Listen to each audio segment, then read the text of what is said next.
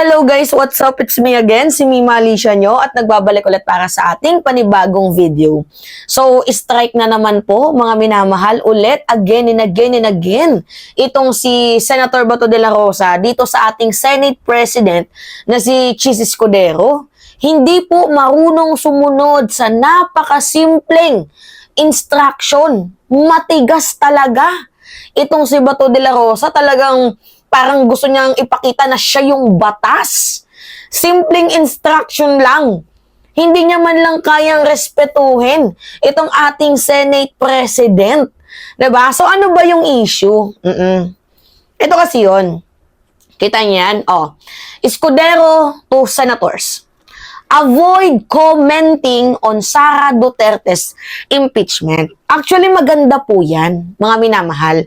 Yung sinabi ni Senate President na wag munang magkomento itong mga senador para magkaroon po ng pagkabalanse.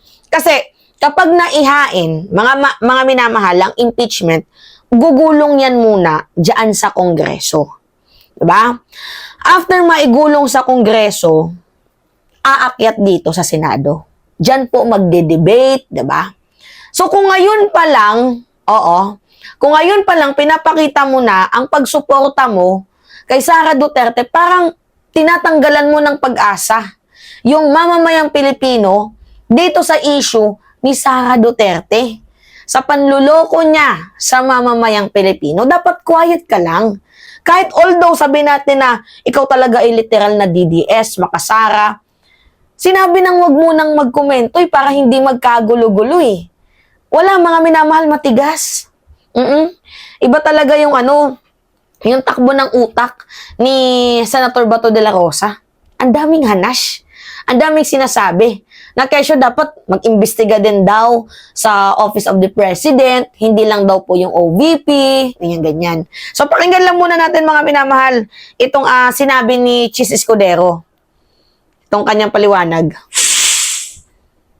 Senate President Chis Escudero is urging colleagues in the upper chamber to refrain from publicly commenting on the impeachment complaint against Vice President Sara Duterte. Tama.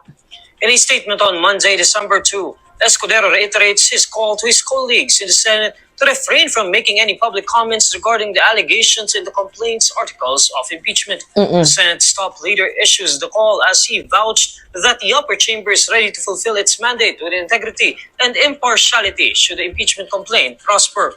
Escudero notes that the endorsement of an impeachment complaint in the House of Representatives marks the beginning of a process to ensure accountability among the government's highest officials. The Senate President also says it is important that senators view the political exercise with impartiality and objectivity, urging them to stay steadfast in upholding the principles of justice and fairness in adherence to the rule of law. On Monday, December 2, civil society organizations filed the first impeachment complaint against Duterte before the House of Representatives Office of the Secretary General. Akbayan Party List Representative Percival Sandanya endorsed the 50-page impeachment complaint against Vice President Duterte. Si Trillanes nga, merong hawak na 21 article of impeachment, diba?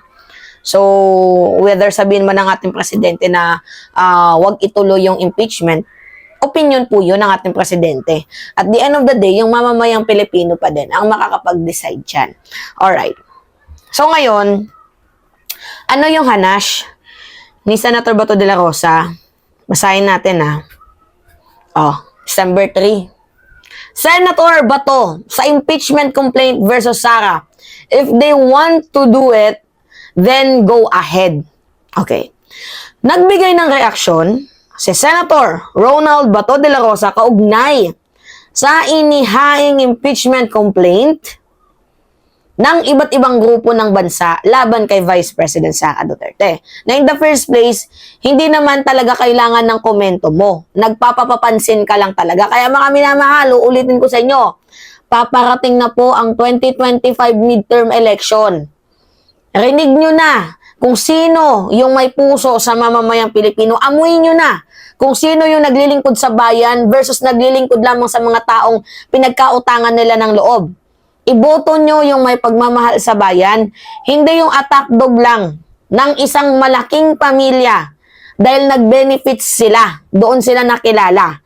Huwag niyong iboboto yon. In short, huwag niyong iboto si Bato, si Bongo, sino pa ba? Si Ipe, si Willie Rebillame, wag din.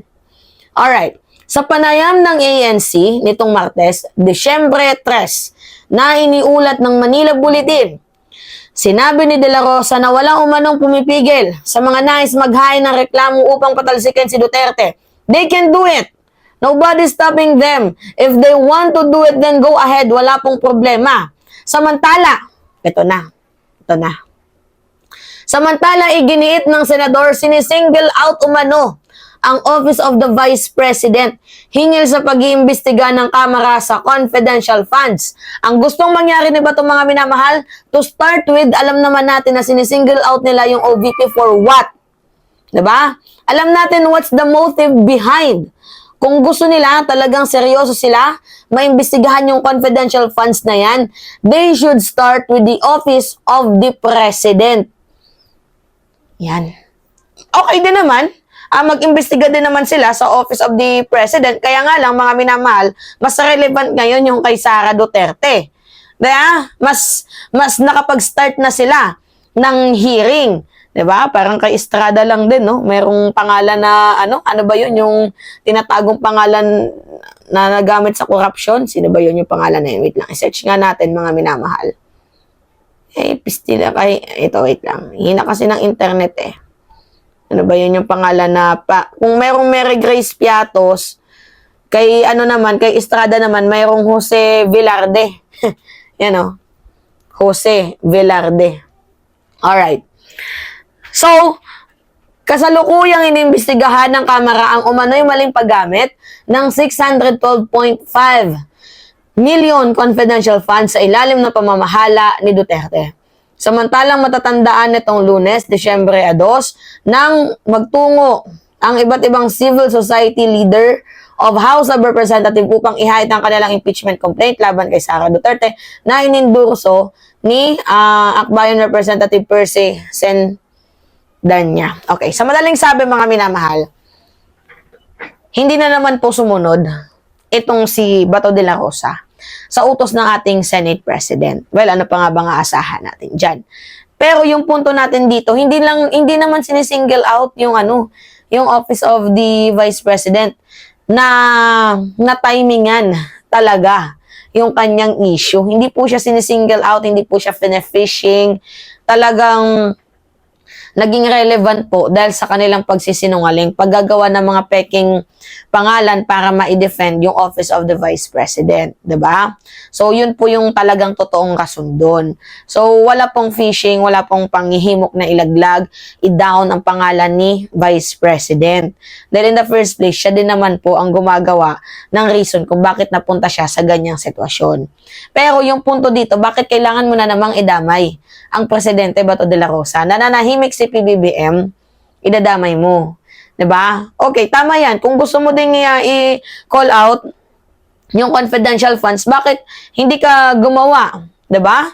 Mag-utos ka sa Kongreso na paimbestigahan din yung confidential funds ng ating presidente. Willing din naman niyang maging open ang ating pamahalaan, ang ating gobyerno patungkol dyan. 'Di ba? Hindi yung ang dami pang hanash ni Bato de la Rosa. So, ang punto natin dito, dapat hindi muna sana nagsalita itong si Bato. Kasi kapag nag-ruling na, tingnan nyo nga, yung trial, hindi nagsalita, yung Supreme Court, hindi nagsalita, yung mga judge, hindi nagsalita, tahimik sila. Samantalang itong si Bato de la Rosa, ang daming yaw-yaw, ang daming ngaw-ngaw ba? 'Di ba? So, dapat sana hindi ka na lang nagsalita. Kasi parang tinatanggalan mo na pag-asa ang mamamayang Pilipino na ipa-impeach itong si Sara Duterte dahil may nakikita naman talagang mali dito sa ating Vice Presidente. O kung alam naman namin na ikaw ay maka-Duterte, pwede ka namang, doon ka na lang makipag-debate kapag nandyan na sa inyo. Naiakyat na sa inyo. From Congress, naiakyat na sa sa Senado. Hindi yung ngayon pa lang pinapakita mo na nagbibigay ka na ng suporta. Iniiwasan nga natin dito yung kulay-kulay. Hindi ka ba nakakaintindi ba to? Iniiwasan natin yung magkaroon ng kulay. Itong impeachment na to. Kaya nga dapat, kung sino yung gustong mag-file, okay, hayaan natin. Pero as a senador naman sana, with due all respect, with all due respect, Bato de la Rosa, sana, hindi ka muna nagsalita, hindi ka muna nag-yaw ba? 'Di ba? So, yun po, mga minamahal. Anyway, bastos talaga yan si Bato. Ano ang asahan natin dyan? It's me again, si Mima Alicia nyo, at nagbabalik ulit para sa ating panibagong video.